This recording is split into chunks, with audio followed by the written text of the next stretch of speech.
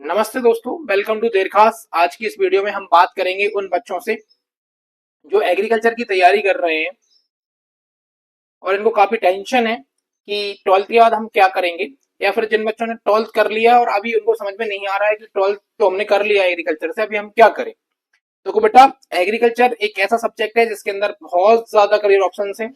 अगर आप सही तरीके से सही स्ट्रेटजी के साथ चलते हैं तो बहुत जल्द आपका करियर जो है अच्छे पाथ पे पहुंच जाएगा। ठीक है ना। अब वो गवर्नमेंट सेक्टर में अपना फ्यूचर बनाना है, प्राइवेट में बनाना है, या खुद बिजनेस करके बनाना है, तीनों ही कैटेगरी के लिए एग्रीकल्चर बेस्ट है। ठीक है ना। तो इसके बारे में आज हम सारी चीजें बात करेंगे। अच्छे कॉलेज के लेके बात करेंगे, प्राइवेट कॉलेज, गवर्नमेंट कॉलेज, इसके अलावा गवर्नमेंट सेक्टर के अंदर जॉब, प्राइवेट सेक्टर के अंदर जॉब, खुद बिजनेस करना चाहें तो कौन कौन सी कैटेगरी के अंदर बिजनेस कर सकते हैं, सारी चीजों को लेके हम बात कर रहे होंगे। वीडियो में आगे बढ़ते हैं। सबसे पहले हम बात कर लेते हैं इंट्रोडक्शन की कि एग्रीकल्चर होता क्या है। तो एग्रीकल्चर बेटा, कोई एग्रीकल्चर अकेला नहीं है। इसके अंदर ऐसा नहीं है कि आप अकेले सिर्फ खेती करते हैं। ठीक है ना। इसके अंदर बहुत सारी चीजें हैं जिसमें आप तकनीकी यानी कि टेक्निकल टेक्निकल चीजों को लेके ना, व्यापार को लेके, अनुसंधान यानी रिसर्च को लेके, इन सब चीजों को लेके आगे बढ़ रहे होते हैं। तो एग्रीकल्चर को कभी ये मत समझना कि ये सब खेती करने के लिए ही बना है, ऐसा बिल्कुल भी नहीं है। एग्रीकल्चर जो है वो बहुत ही प्यारा सब्जेक्ट है और इसके अंदर हम बहुत सारी चीजों को कर रहे होते हैं। ठीक है। इसके अंदर हम बहुत सारी चीजें होती हैं, जैसे अनुसंधान रिसर्च की बात करें, टेक्निक की बात करें, इसके अलावा व्यापार यानी कि इन सारी चीजों के बारे में बात करें, तो सारे सेक्टर इसके अंदर बहुत ज्यादा बड़े क्षेत्र में होते हैं। तो ये बहुत ज्यादा ब्रॉड यानी कि अच्छा सब्जेक्ट माना जाता है। आगे चलते हैं। देखिए, सबसे पहले हम बात करते हैं हायर एजुकेशन की। हायर एजुकेशन के अंदर आप समझेंगे, ये कहाँ चला जाता है यार। हाँ, हायर एजुकेशन के अंदर आप समझेंगे कि जो हायर एजुकेशन है यानी कि ट्वेल्थ के बाद की जो शिक्षा है, ट्वेल्थ तक सबको पता है, नॉर्मली होती है, सब कर लेते हैं। इसके बाद हमको क्या करना चाहिए, तो इसके अंदर आप क्या क्या कर सकते हैं। तो सबसे पहले तो आप बीएससी एग्रीकल्चर कर सकते हैं ऑनर्स से। इसके अलावा बीएससी एग्रीकल्चर अगर आपको हॉर्टिकल्चर से करनी है तो वो कर सकते हैं आप, फॉरेस्ट्री में करनी है तो वो कर सकते हैं। मतलब बीएससी एग्रीकल्चर बहुत तरीके से होती है। तो अगर आप ऑनर्स करना चाहते हैं तो ऑनर्स करिए, हॉर्टिकल्चर में करना चाहते हैं, फॉरेस्ट्री में करते हैं जाते हैं, जो भी आपको करना है उसके अंदर कर सकते हैं। इसके अंदर आप बीटेक कर सकते हैं, लेकिन ये बीटेक सिर्फ मैथ्स वाले बच्चे करते हैं। कौन करते हैं? मैथ्स वाले बच्चे। इसके अलावा बीएससी हॉर्टिकल्चर कर सकते हैं, फॉरेस्ट्री कर सकते हैं, और भी बहुत सारी की जो ब्रांचेस होती हैं बीएससी की, उनके अंदर आप ये सब कर सकते हैं। और ये सब कितने होते हैं? तो ये सारे के सारे 4 साल के कोर्स होते हैं। 4 साल के अंदर आपको जो है 8 सेमेस्टर में 70 सब्जेक्ट पढ़ाए जाते हैं। सोचिए कितने अच्छे तरीके से आपको चीजें पढ़ाई जाती हैं।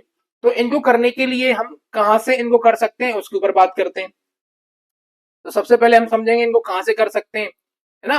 तो उससे पहले आपको करना क्यों चाहिए, इसलिए हमको समझना पड़ेगा था गवर्नमेंट और प्राइवेट सेक्टर।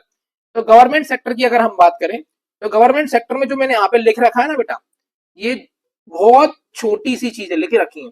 इसके अंदर ऐसी कम से कम 2000 प्लस वैकेंसीज हैं। 2000 प्लस वैकेंसीज हैं एग्रीकल्चर। इनमें सिर्फ एग्रीकल्चर बीएससी वाला बच्चा, या फिर एग्रीकल्चर बायोलॉजी, या फिर जो एमबीबीएस होते हैं वो अप्लाइड होते हैं, बायोलॉजी वाले और एग्रीकल्चर वाले बच्चे ही फॉर्म भर सकते हैं। उनके अंदर ऐसी कम से कम 2000 वैकेंसीज हैं। जैसे सबसे अच्छी जॉब अगर इसके अंदर मानी जाती है वो मानी जाती है कृषि विस्तार अधिकारी, एग्रीकल्चर ऑफिसर्स की। इसके अलावा इंडियन फॉरेस्ट सर्विस, यूपीएससी इसको लेता है। यानी कि जैसे जिले का मालिक कौन होता है? कलेक्टर होता है। वैसे ही उस जिले के जितने जंगल, जो जंगल अलॉट होते हैं, उसका फॉरेस्ट ऑफिसर उसका मालिक होता है, ऐसा समझ लीजिए आप, है ना। इसके अलावा आईसीआर के अंदर रिसर्च करने का मौका आप ले सकते हैं। आईसीआर के अंदर आप साइंटिस्ट बनने का मौका पा सकते हैं। इसके अलावा एमपी में, मतलब लोकल स्टेट्स में भी बहुत सारी जॉब निकलती हैं। आईएफएस स्टेट में भी निकलता है। इसके अलावा सीड इंस्पेक्टर, है ना। इसके अलावा एओ होता है, एक AOO होता है। ऐसी मैं बता रहा हूँ ना, बहुत सारी वैकेंसीज होती हैं। उनके अंदर आप क्या कर सकते हैं, एग्रीकल्चर बीएससी करने के बाद फॉर्म फिल कर सकते हैं। इनमें से कुछ वैकेंसीज ऐसी होती हैं जिनको आप आफ्टर 12th भी फॉर्म फिल कर सकते हैं। आगे चलते हैं। अगला होता है प्राइवेट सेक्टर। तो एग्रीकल्चर में अगर हम बात करें तो जितनी भी पेस्टिसाइड, इंसेक्टिसाइड, सीड हाइब्रिड की कंपनियां चल रही हैं, उनके अंदर आप जो है एग्रीकल्चर मैनेजर का जो है ना पोस्ट ले सकते हैं, फूड इंस्पेक्टर टाइप के जो नौकरीज होती हैं उसमें सेल्स की नौकरीज होती हैं वो कर सकते हैं, है ना। एग्री बिजनेस अगर आप करना चाहते हैं तो एग्रीकल्चर के अंदर बिजनेस कर सकते हैं। इसके अलावा एग्री टेक्नोलॉजिस्ट का काम कर सकते हैं, जिसमें अगर आप ऐसी कंपनी है जो पंप दवाई के पंप बनाती हैं, है ना। इसके अलावा अमूल अमूल के अंदर आप जॉब ले सकते हैं, ब्रिटानिया के अंदर आप जॉब ले सकते हैं, जो सब एग्रीकल्चर ऑफिसर्स को रखती हैं, ठीक है ना। इसके अलावा आप बिजनेस को लेके भी आगे बढ़ सकते हैं, ठीक है ना। इसके अलावा आप एग्रीकल्चर से जो है ना जो पत्रकारिता होती है, जर्नलिज्म होता है, वो भी कर सकते हैं आप। इसके अलावा खुद सब्सिडी ले लीजिएगा सरकार से, सब्सिडी लेके यानी कि लोन लेके आप खुद का बिजनेस भी कर सकते हैं। इसमें 50% की सब्सिडी मिलती है, मतलब मान के चलिए अगर आपने 20 लाख रुपए का लोन लिया तो आपको सिर्फ 10 लाख रुपए भरने पड़ेंगे, 10 लाख आपकी सब्सिडी हो जाएगी, ठीक है ना। तो ऐसी बहुत सारी अपॉर्चुनिटीज एग्रीकल्चर के अंदर मिल रही होती है। आगे चले, आगे बात करते हैं तो आगे टॉप कॉलेज देखिए। अब कॉलेज की अगर हम बात करते हैं तो कॉलेजेस के अंदर आप देखेंगे तो दो टाइप के कॉलेज आपको मिलते हैं। एक मिलता है आपको जो है गवर्नमेंट कॉलेज, एक मिलता है आपको प्राइवेट कॉलेज। गवर्नमेंट कॉलेज अगर आपको चाहिए तो इसको लेने के दो प्रोसीजर है, एमपीपीएटी, है ना, इसके अलावा आईसीएआर, है ना। तो इससे 3 यूनिवर्सिटी मध्य प्रदेश के अंदर है, जिसमें आप आईसीआर से एडमिशन भी ले सकते हैं और मध्य प्रदेश से भी यानी कि पीईटी से भी ले सकते हैं।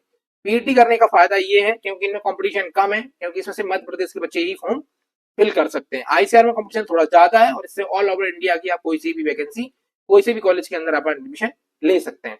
प्राइवेट की अगर हम बात करें तो प्राइवेट में आपका सैग है ना, इसके अलावा इंदौर, भोपाल, इंदौर बहुत सारे हैं, है ना। हरसिंह विश्वविद्यालय के भी बहुत सारे कॉलेज हैं। ये कॉलेज के अंदर आप प्राइवेट में अपनी परसेंटेज बेस पे आप एडमिशन ले सकते हैं। लेकिन आपको मैं बताऊं ना तो आप कोशिश करें कि आप एमपीपीएटी पीएटी के थ्रू एडमिशन लें या फिर आईसीआर के थ्रू एडमिशन लें, क्योंकि इन कॉलेजेस में प्लेसमेंट ज्यादा होती है और इसका फायदा भी आपको आगे चल के मिलता है। की एडवाइस की बात करते हैं, महत्वपूर्ण सलाह हम आपको क्या देना चाहते हैं, तो आप भैया अपनी रुचि देखिए। अब आपने एग्रीकल्चर तो ले ली, अब आप देखिए कि आपको जॉब चाहिए तो जॉब किधर चाहिए, गवर्नमेंट में चाहिए, प्राइवेट में चाहिए।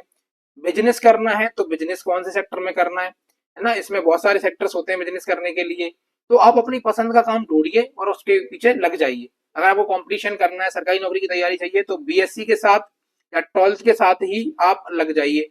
अगर आप 12th में है, 11th में है, तो हम आपको एक ही बात बोल रहे हैं कि आप जो है एमपीपीएटी और आईसीआर की तैयारी करिए। और अगर आप अशोकनगर में रहते हैं तो देरखास जिंदाबाद है, देरखास पे आइए, जो आपको कंप्लीट 11th 12th है ना, पीएटी आईसीआर सारी तैयारियां एक साथ करवा देता है एक ही फाउंडेशन बैच के अंदर, आपको अलग से कुछ करना नहीं पड़ता है। आगे चलते हैं, अगर हम बात करें कि इसका कंक्लूजन क्या है, निष्कर्ष क्या है, तो निष्कर्ष ये है कृषि में भविष्य बहुत उज्जवल है भैया। कृषि के अंदर अगर हम बात करें तो भविष्य कैसा है, बहुत उज्जवल है। अगर आप इस सेक्टर में आगे बढ़ते हैं तो 101% आपको गवर्नमेंट जॉब भी मिल सकती है, प्राइवेट भी मिल सकती है ना, प्राइवेट भी मिल सकती है, और अपना बिजनेस भी आगे बढ़ा सकते हैं, ठीक है। तो आगे चलते हैं। सबसे पहले हम आपसे यही बोलना चाहते हैं कि भैया अगर आपको ये वीडियो पसंद आया है तो चैनल को सब्सक्राइब कर लीजिए, और अगर अभी तक आपने वीडियो शेयर नहीं किया है तो शेयर कर दीजिए। दूसरी बात, अगर आप वीडियो को लाइक नहीं किए हैं तो लाइक करिए, क्योंकि लाइक करने से मोटिवेशन मिलता है, हमको ऐसा लगता है कि आप लोग हमको सपोर्ट कर रहे हैं, ठीक है ना। तो लाइक कर दीजिए जिससे हम और वीडियो आप लोगों के लिए लेके आ पाए। मिलते हैं नेक्स्ट वीडियो में, थैंक यू।